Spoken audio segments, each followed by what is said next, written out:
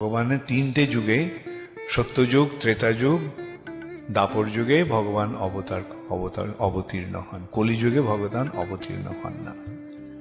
সেই জন্য ভগবানকে ত্রিযুগ বলা হয়। গোপীনাথ আচার্য বললেন যে কলিযুগে ভগবান তার পরিচয়টাকে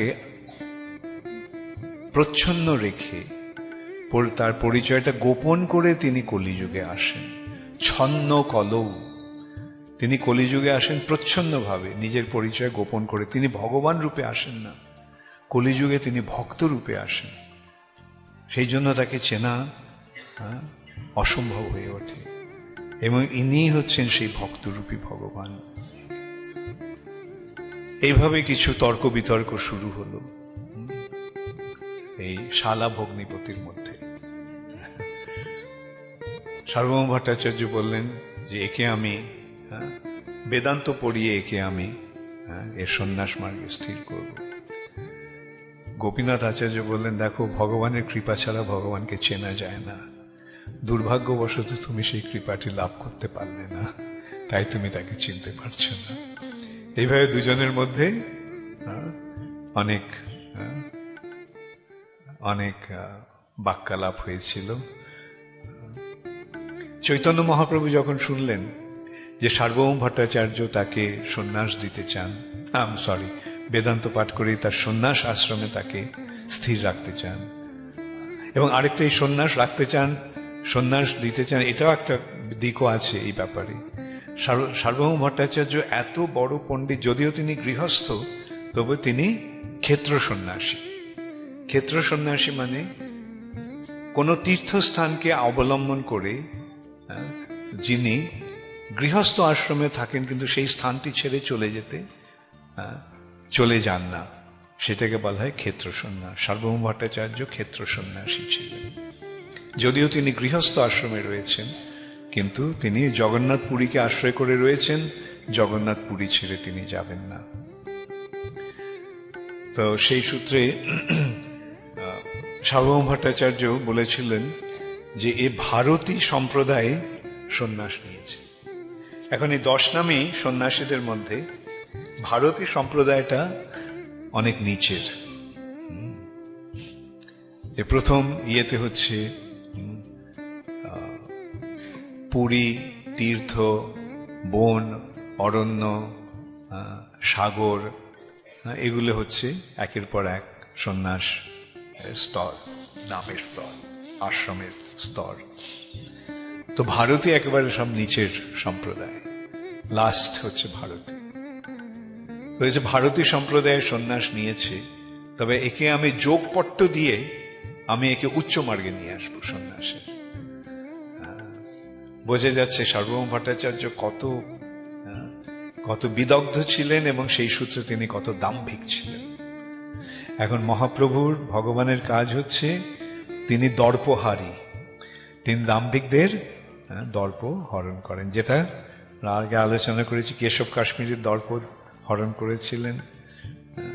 তো চৈতন্য মহাপ্রভু সে কথা শুনে বললেন, ইনি আমার শুভাকাঙ্ক্ষী, ইনি চান যাতে আমি আমার সন্ন্যাস আশ্রমে যথার্থভাবে স্থির থাকতে পারি, এবং সেজন্য তিনি আমাকে বেদান্ত শিক্ষা দিতে চাইছেন। এটা তো আমার সৌভাগ্যের বিষয়, আমি এনার কাছে শিক্ষা লাভ করব, বেদান্ত পাঠ করব।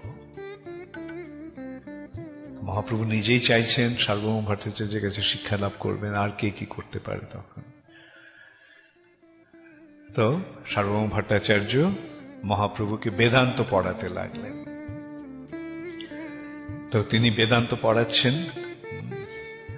এবং 7 দিন ধরে তিনি বেদান্ত সম্বন্ধে বেদান্তের ব্যাখ্যা করলেন, করে তাকে বোঝালেন, শেখালেন। মহাপ্রভু নিঃশব্দে 7 দিন ধরে শুনে গেলেন। সার্বভৌম ভট্টাচার্যের একটু আশঙ্কা হলো, নিঃশব্দে শুনে যাচ্ছে, হ্যাঁ না কিছু বলছে না, এ কি বুঝতে পারছি আমি যা বলছি? তিনি মহাপ্রভুকে জিজ্ঞাসা করলেন, কৃষ্ণ চৈতন্য আমি যে বেদান্ত তোমাকে শোনাচ্ছি সেটা তুমি বুঝতে পারছো তো? মহাপ্রভু বললেন, আমি সূত্রগুলো বুঝতে পারছি, বেদান্তের সূত্রগুলো আমি বুঝতে পারছি, কিন্তু আপনার ভাষ্যটা আমি বুঝতে পারছি না। সার্বভৌম ভট্টাচার্য বলেন, সূত্রটাকে ব্যাখ্যা করার জন্য, সূত্রটাকে সহজ করে বুঝিয়ে দেওয়ার জন্য ভাষ্য, আর তুমি বলছো সূত্র বুঝতে পারছো, ভাষ্য বুঝতে পারছো না, এটা কিরকম কথা? চৈতন্য মহাপ্রভু বললেন যে আপনার ভাষ্য সূত্রটাকে প্রকাশ করছে না, সূত্রটাকে আচ্ছাদন করে রাখছে, আচ্ছাদিত করছে। এই বেদান্ত সূত্র সূর্যের মতো উজ্জ্বল, শতপ্রকাশিত, আর তোমার এই ভাষ্য মেঘের মতো সেই সূর্যকে ঢেকে রাখছে। মেঘ যেমন সূর্যকে ঢেকে রাখে, তোমার ভাষ্য সেইভাবে সেই বেদান্ত সূত্রকে আচ্ছাদিত করে রাখছে। এটা প্রকাশ করছে না, এটা আচ্ছাদন করছে। তখন এইভাবে তাদের মধ্যে আলোচনা শুরু হলো। তখন সার্বভৌম ভট্টাচার্য, তখন চৈতন্য মহাপ্রভু একটা শ্লোকের বিশ্লেষণ করতে বললেন সার্বভৌম ভট্টাচার্যকে। সেই শ্লোকটা হচ্ছে আত্মা রামশ্চ মুনয় নির্গ্রন্থপি উরুক্রমে কুর্বন্তি অহৈতুকিং ভক্তিং ইত্থম ভূত গুণ হরি। আত্মা রামশ্চ মুনয়, যে সমস্ত মুনিগণ যারা আত্মায় আনন্দ আস্বাদন করে,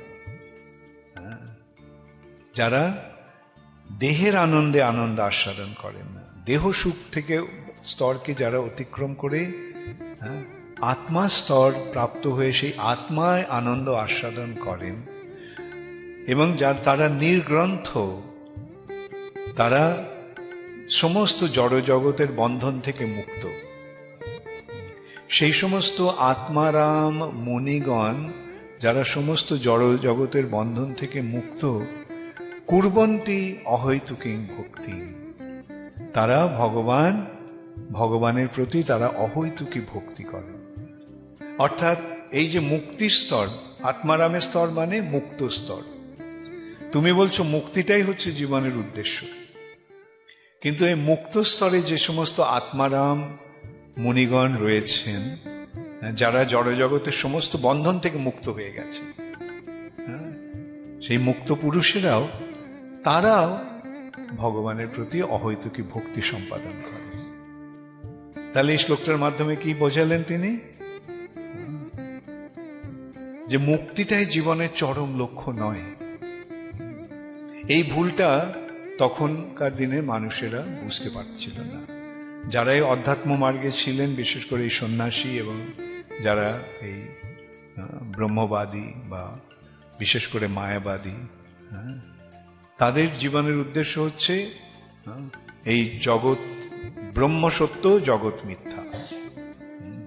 এই মিথ্যা জগৎকে অতিক্রম করে ব্রহ্মের স্তরে গিয়ে ব্রহ্মের সাযুজ্য লাভ করে ব্রহ্ম আনন্দে লীন হওয়া, মগ্ন হওয়া।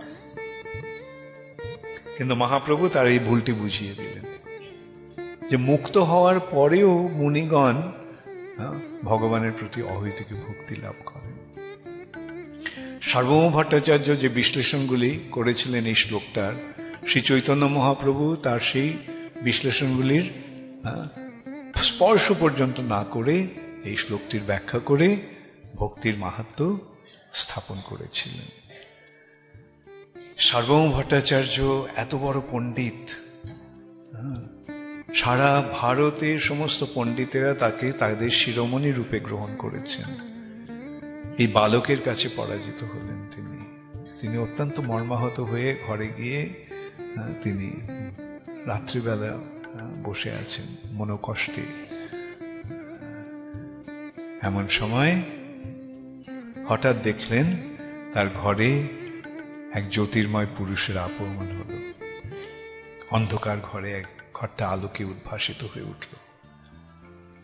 তিনি দেখলেন শ্রী চৈতন্য মহাপ্রভু এবং তিনি দেখলেন তার 6টি হাত, 4টি হাতে শঙ্খ চক্র গদা পদ্ম ধরে আছেন, আর 2টি হাতে সন্ন্যাসীর দণ্ড আর কমণ্ডল।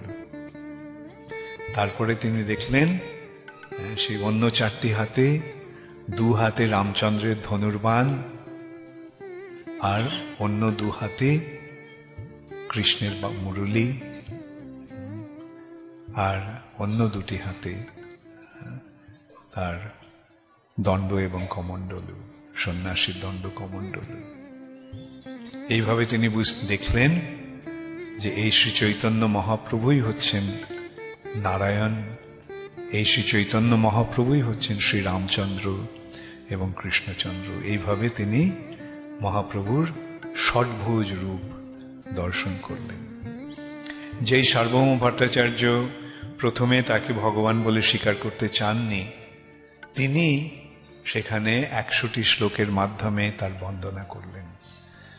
সেই শ্লোকটির প্রথম শ্লোকটি হচ্ছে বৈরাগ্য বিদ্যা নিজ ভক্তি যোগম শিক্ষার্থম এক পুরুষ পুরাণ শ্রীকৃষ্ণ চৈতন্য শরীরধারী কৃপাম বুধির যস্তমহং প্রপদ্যে।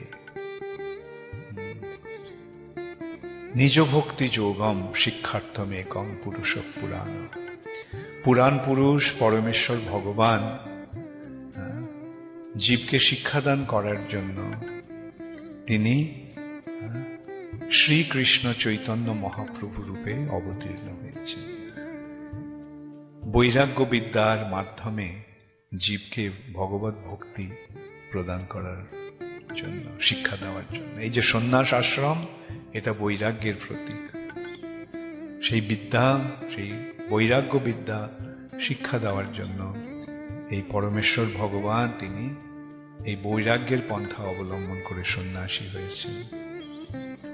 শ্রীকৃষ্ণ চৈতন্য মহাপ্রভু রূপে সেই পরমেশ্বর ভগবান এখন এসেছেন।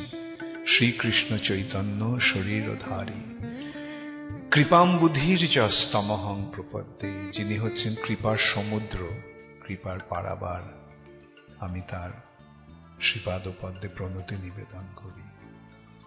এইভাবে আমরা দেখতে পাই যে শ্রী চৈতন্য মহাপ্রভুর ভগবত্তা সাধারণ লোকের ভাবাবেগের বা সেন্টিমেন্টাল প্রেজেন্টেশন নয়। মহান তত্ত্ববেত্তা ব্যক্তিগণ যারা প্রথমে মহাপ্রভুকে ভগবান বলে স্বীকার করেননি, তারাও অবশেষে শ্রী চৈতন্য মহাপ্রভুকে ভগবান রূপে জানতে পেরে, চিনতে পেরে তার শরণাগত হয়েছিলেন।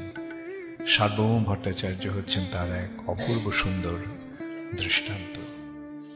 এইভাবে শ্রী চৈতন্য মহাপ্রভু সন্ন্যাস গ্রহণের পর জগন্নাথ পুরীতে তিনি প্রকাশিত হলেন।